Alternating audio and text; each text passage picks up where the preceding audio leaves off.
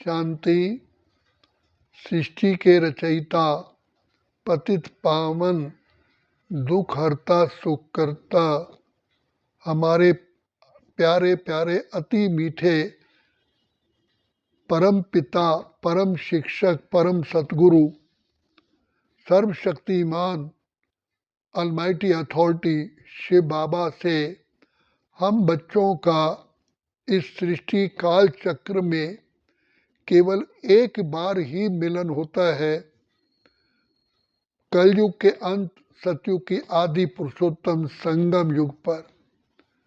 हमारे प्यारे पिता, विधाता, भाग्य विधाता हम बच्चों का भाग्य बनाने के लिए परम शिक्षक के रूप में हम बच्चों को ज्ञान रत्नों से सजाते हैं।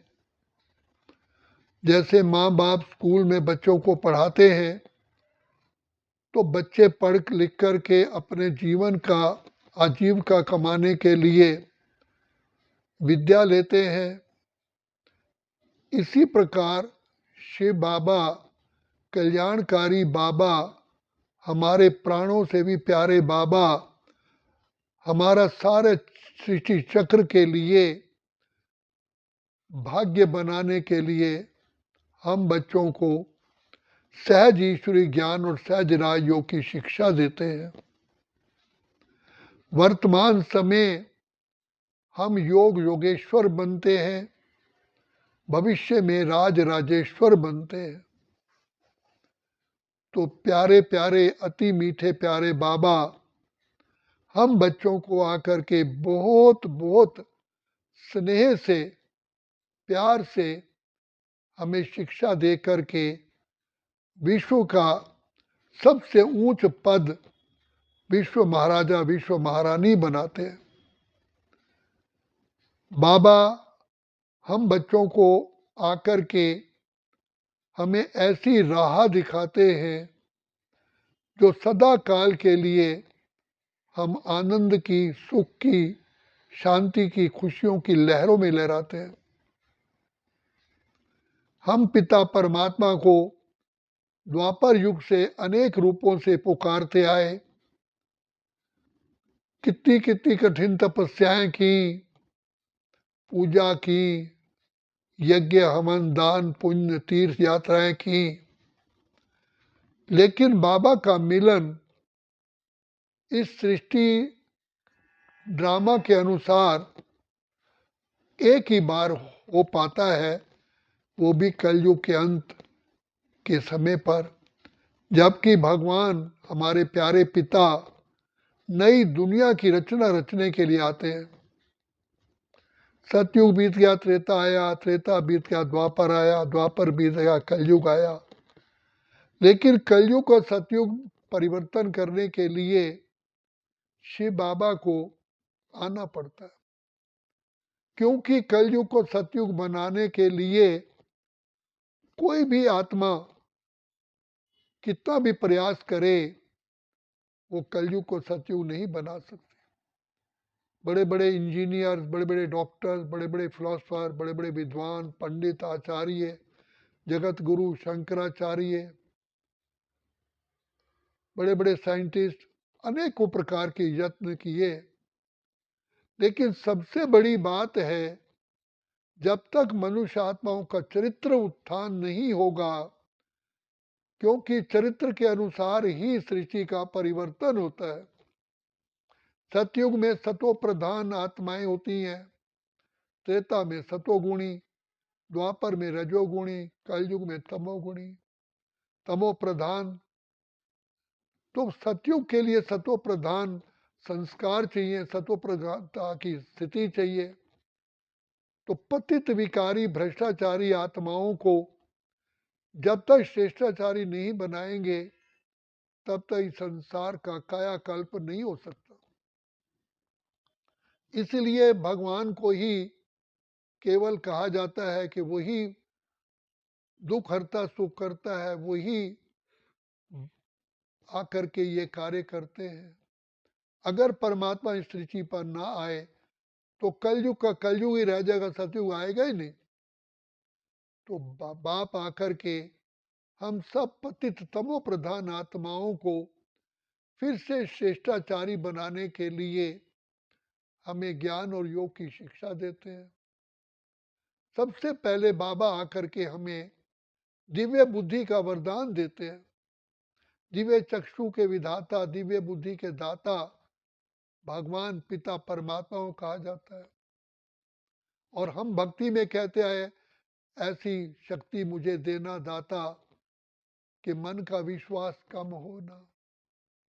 हमने अनेक यत्न किए, लेकिन बाप ने आके बताया कि जब तक मुझ पिता परमात्मा से तुम आत्माओं का कनेक्शन नहीं होगा, बुद्धि योग नहीं जुटेगा, तब तक आप पावन बन ही नहीं सकते। तो बाप स्वयं आकर के अपना परिचय स्वयं देते हैं, क्योंकि हम आत्माएं अपने को भी भूल गई, अपने घर को भूल गई, अपने स्वधर्म को भूल गई, अपने इस सृष्टि नाटक के खेल को भी भूल गई और अपने अनादि आदि स्वरूप को भूल गई। तो शिव बाबा दया के सागर सबसे पहले हमें आत्मिक स्मृति दिलाते हैं, बच्चे तुम शुद्ध आत्मा हो, अजर अमर अविनाशी हो, ज्योति का चमकता सितारा हो, ब्रह्मलोक के रहने वाले हो, इस सृष्टि पर खेल खेलने आए हो। तुम ही आत्माएं सतो प्रधान थी और अनादि काल में शांत स्वरूप, प्रेम स्वरूप, आनंद स्वरूप, सुख स्वरूप थी। तो शिव बाबा हमारे प्यारे पिता बार बार बार बार हमें स्मृति दिलाते हैं कि बच्चे अनादि काल में तो तुम इतने अति श्रेष्ठ थे और इस काल चक्र में भी आए तो सर्वगुण संपन्न, 16 कला संपूर्ण, संपूर्ण निर्विकारी, संपूर्ण अहिंसक थे। अब मैं तुम्हें ऐसा बनाने के लिए आया हूं। तो हम सभी आत्माएं वर्तमान समय अपने को भूल करके देह समझ बैठे। जो देह हमारा वास्तव में वस्त्र है, रथ है, हम अपने को ही रथ समझ बैठे। तो जिस कारण अज्ञानता के अंधकार में आने के कारण इन 5 विकार रूपी चोरों ने हम सब आत्माओं को अपने जाल में फंसा करके हमारी सारी शक्तियों को भस्म कर दिया और आत्माएं बिल्कुल ही टोटली अंधी हो गई, क्योंकि ज्ञान का नेत्र ही नहीं रहा।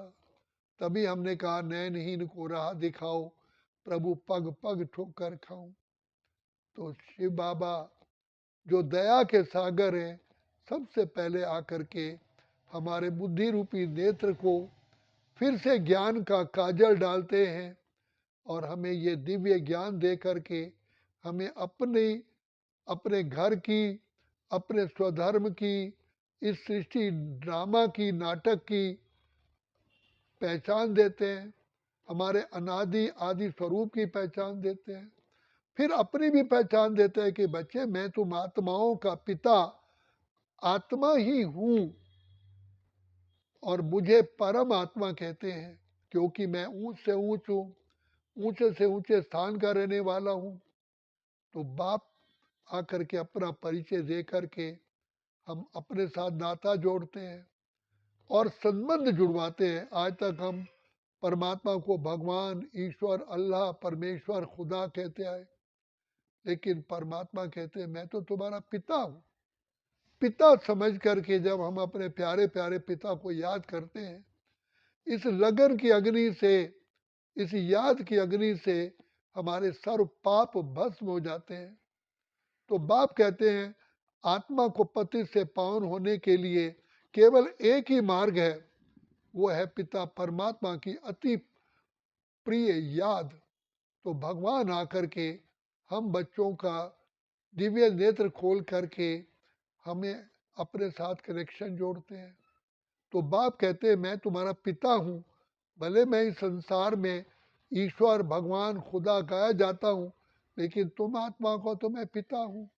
और गीता में भी कहा है कि अर्जुन मैं जो हूँ, जैसा हूँ, मेरे उसी रूप को जान के, पहचान के, याद करने से मेरी और मेरे धाम की प्राप्ति होती है और मैं तुम्हें सब पापों से मुक्त कर देता हूँ।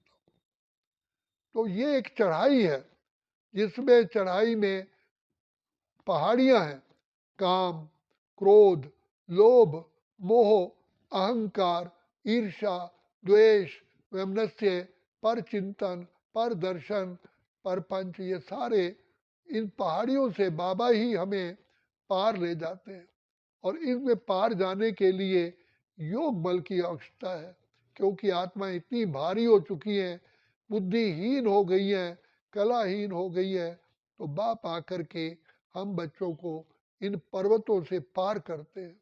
तो सबसे लास्ट में अभिमान रह जाता है, क्योंकि आत्मा को जब शक्तियां प्राप्त होती हैं, आत्मा को पिता परमात्मा से वरदान प्राप्त होते हैं, तो भगवान पिता परमात्मा सच्चे पिता द्वारा प्राप्त प्रॉपर्टी को, अधिकार को आत्माएं अपना समझ लेती हैं। तो ये पिता परमात्मा का अपमान और अभिमान है, और इसी अभिमान के कारण आत्मा अपने संपूर्णता को प्राप्त नहीं कर पाती।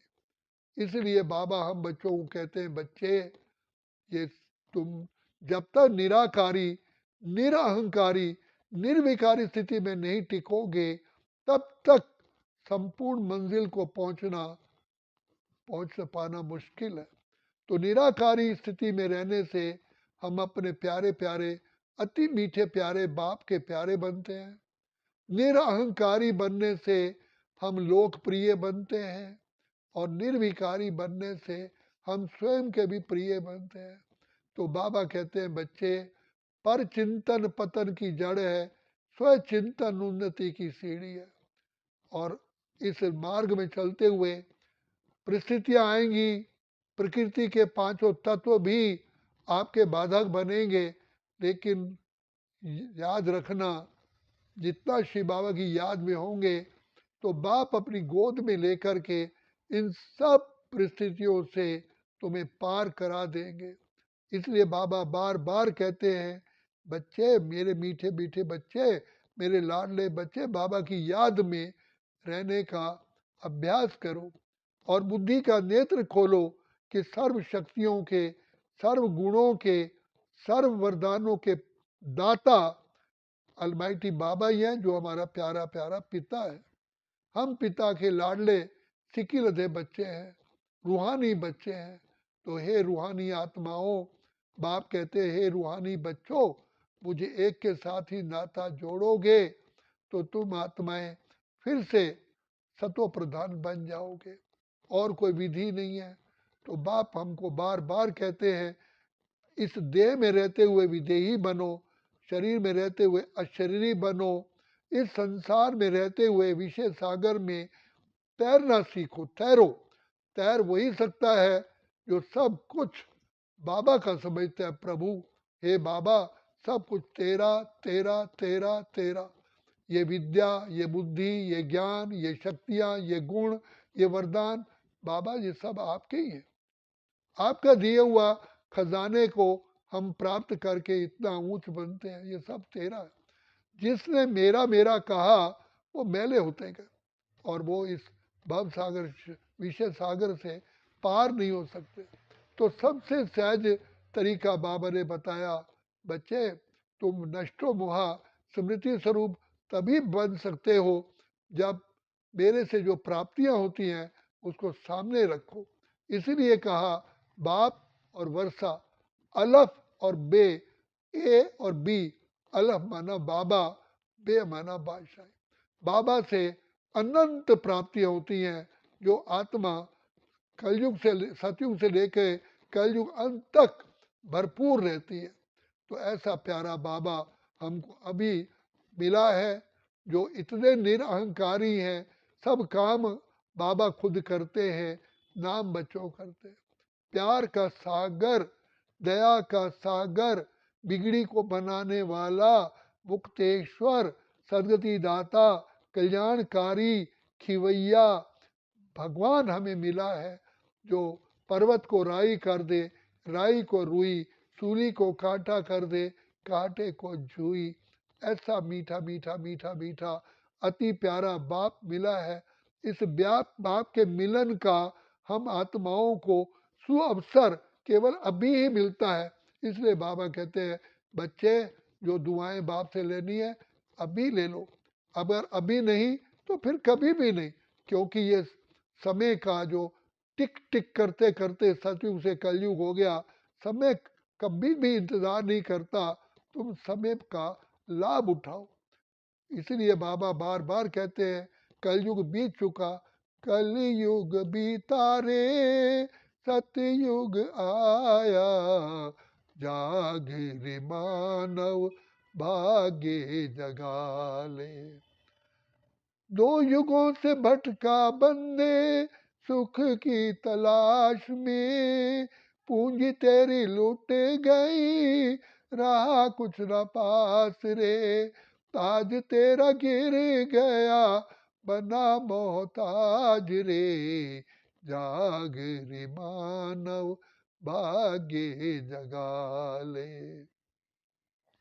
बाबा बार बार हमें कहते हैं बच्चे हीरे जैसा जन्म यही है, सत्य पिता का संग यही है, इसी संग से बन जाएगा सतयुग देव महान, अब तो जाग जाग इंसान, अब तो नींद त्याग इंसान।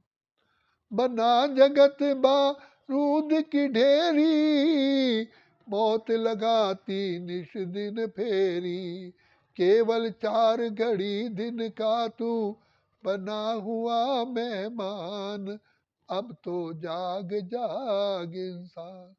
बाबा, प्यारा बाबा अति साधारण रूप में आकर के हम बच्चों से मिलन मनाते, इसलिए सत्यनारायण के कथा की आरती में कहा बूढ़ा ब्राह्मण बन के आयो कंचन महल कियो। अब वो हमारा प्यारा प्यारा बाबा प्रजापिता ब्रह्मा के अति साधारण शरीर में प्रवेश करके हम आत्माओं की झोलियां भर रहे हैं, इसलिए शिव को भोलानाथ भोला भंडारी कहते हैं। तो भोलानाथ इस दया इस कृपा करके हम बच्चों पर आशीर्वाद देने के लिए वर्तमान समय भोला रूप धारण करके हमें दुआएं दे रहे हैं, प्यार दे रहे हैं, आशीर्वाद दे रहे हैं, शक्तियां दे रहे हैं और वरदान दे रहे हैं। पाने का समय केवल अभी अभी अभी अभी अभी नहीं तो कभी भी नहीं। अच्छा, ओम शांति, ओम शांति, ओम शांति।